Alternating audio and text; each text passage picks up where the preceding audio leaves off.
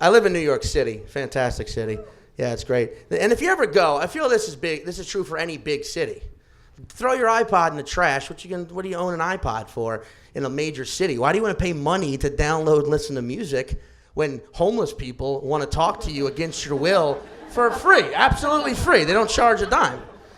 I saved this for you guys. This happened to me before I left. Had I been listening to my iPod, I would not have heard the gentleman on the train say this out loud to my face. Remember, for free. He didn't charge me a nickel for this. He said, man, Kentucky Fried Chicken be the reason a player like me be catching so many statutory rape charges.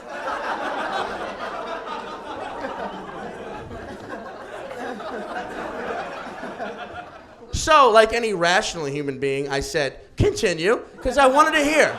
I wanted to hear what he had to say. Clearly, he wanted to get some shit off his chest. He said, man, they got all them 16-year-old bitches up in there eating mad biscuits and coleslaw and shit. They be getting all fat in they titties and ass, and I be having a player like me forgetting to check their ID before I serve some dick. You will never hear pearls of wisdom like that on iTunes. Hey, I'm walking here. You're from out here, huh? LA kids? Do they have the gentrification happening out here now? Oh my God, I can't even. Look, I'm born and raised Brooklyn, New York. Okay, the neighborhood I'm from is this neighborhood, Bushwick, Brooklyn. All right, and now it's all gentrified. But 1984, fucking war zone. All right, the whole neighborhood was on fire, but now everyone's got cupcakes and quinoa, and it's hard for me to see the neighborhood. You know what I mean? It's like the hipsters, they come in with the yoga classes, fruit shakes, racial harmony.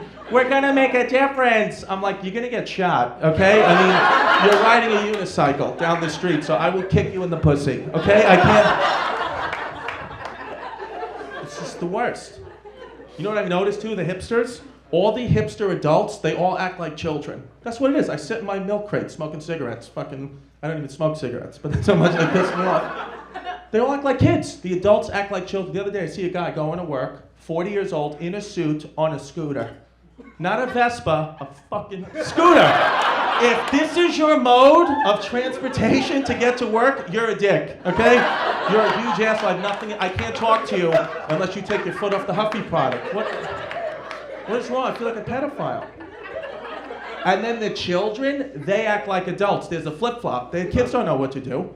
I was getting ice cream the other day. 9-year-old kid in front of me orders pistachio ice cream. I said, that's an adult flavored ice cream. I mean, what else do you want? Espresso? You're fucking 9 years old. So you get chocolate ice cream with rainbow sprinkles or the baseball glove with the little gumball in the middle. You're a child. If I was the cashier, I wouldn't give it to him. No chance. I would say, oh, pistachio? Let me see your divorce papers. Recent colonoscopy. I mean, what have you been through? It's a fun flavor to you? It's green. It has nuts in it, you little fucking psycho. A Brussels sprout with, does your dad have a scooter? But he's got a scooter, and it's not your fault.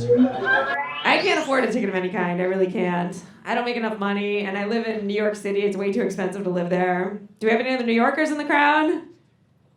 No one. Holy shit. No one's representing? Me.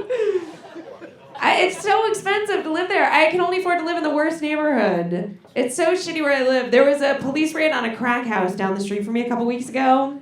The police got the wrong address. They still got a crack house. Any door you knock on. It's kind of dangerous. I was involved in 3 muggings since I first moved up there. I mean, I made some money. But I was like, all right, I should quit while I'm ahead. Shit's gonna get dangerous. In New York City, we ride a lot of trains. I know you guys probably all drive here. Everybody drives? Nobody's about that public transportation shit? Okay. Kudos to you guys. I took the bus to come here.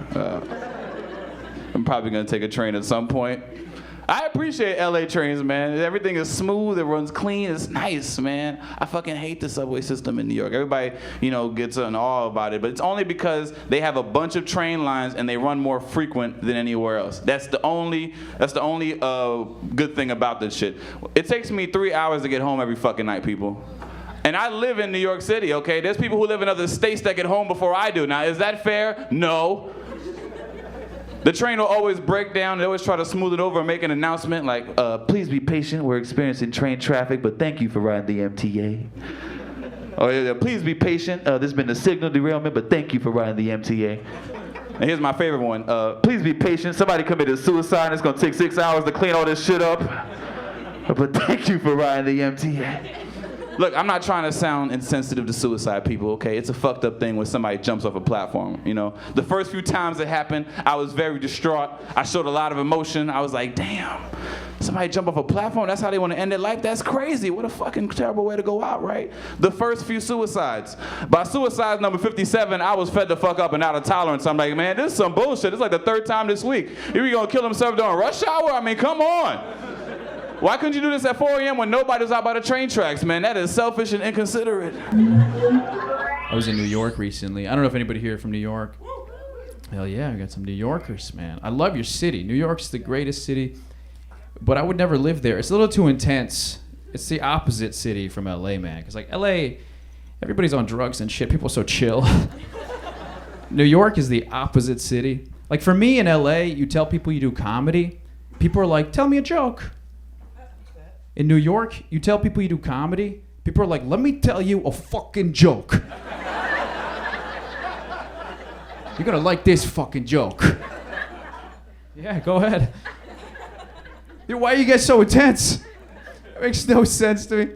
My buddy from New York, he came out to LA and we all got together, we got some food. He ordered a bagel and then he got angry. I'm not kidding. He ordered a bagel. He was like, hold on, everybody get a... This fucking guy thinks that I'm stupid. You think this is a fucking bagel?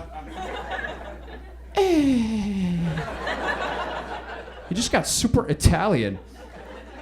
He was the weirdest Pakistani I ever saw. What the fuck's the matter with you? Supposedly that's the way the Italian people deal with their problems, right? With baseball bats and whacking people. That's why back in New Jersey, you don't see drive-by shootings. There's too many Italians. They would never do it. They don't know how. Imagine an Italian doing a drive-by. Hey, Vinny, move the car up close. I'm going to hit him with the bat. Come on, stop fixing your hair. You look good. Grab my shoe. I got to lean in.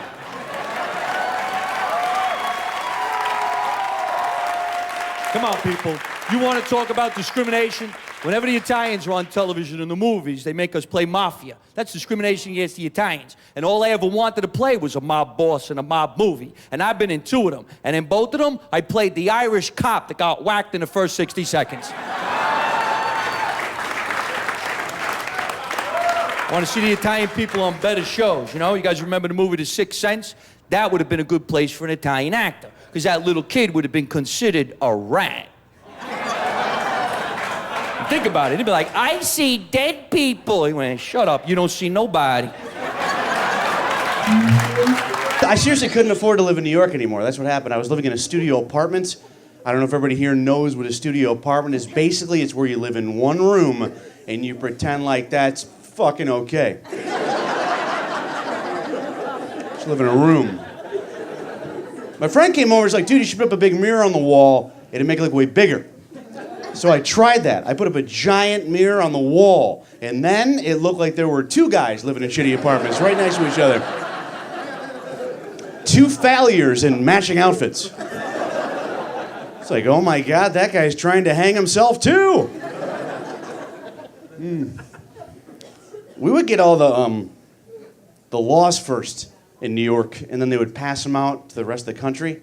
Like the cell phone driving law, we got that first. If anybody is unfamiliar with that law, basically it states that if you're talking on your cell phone and you're driving and you see a policeman, you have to put your phone down for a second.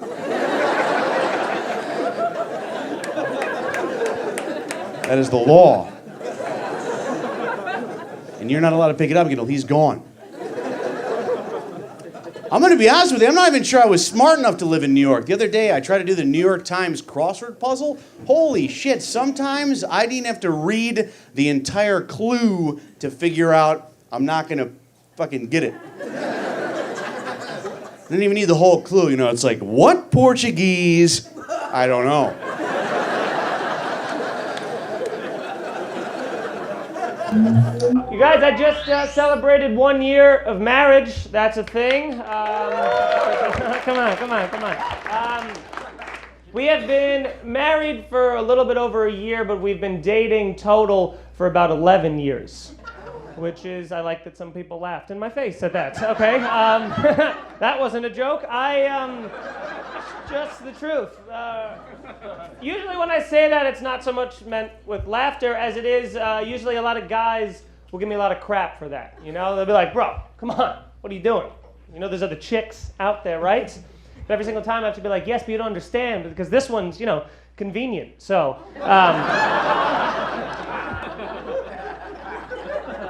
she is one of my favorite people right now, and the thing about her is, like she said, I live in New York City, and she's a nervous person, and a lot of times I'm doing shows, so she's home alone at night, which makes her more nervous. Something my wife will do every single time before she goes to the bathroom is she will punch the shower curtain in case there's a murderer behind it.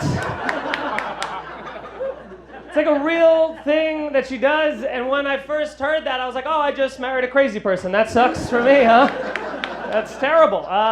But the more I say that on stage, I swear to God, the more women look at me like, yeah, of course. Like, what? Like, are you not punching it? Like, how would you know if there was an intruder afoot? If it's not that, you women do other things. I had a woman after a show come up to me and she was like, that's what I do, but I don't punch it because that's weird. What I do is I just like rip it back really fast.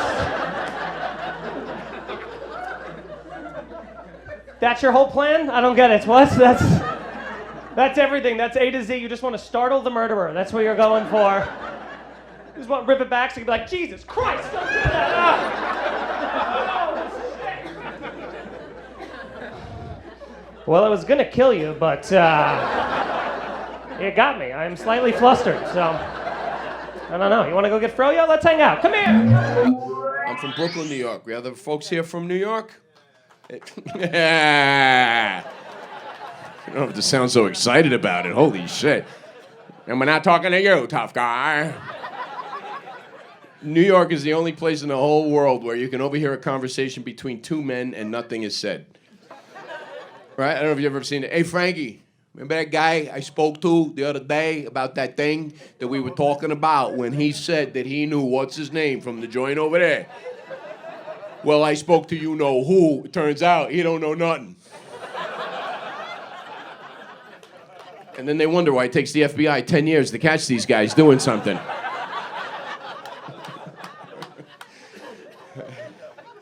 I was going to be a cop in New York, but I was too honest during the interview.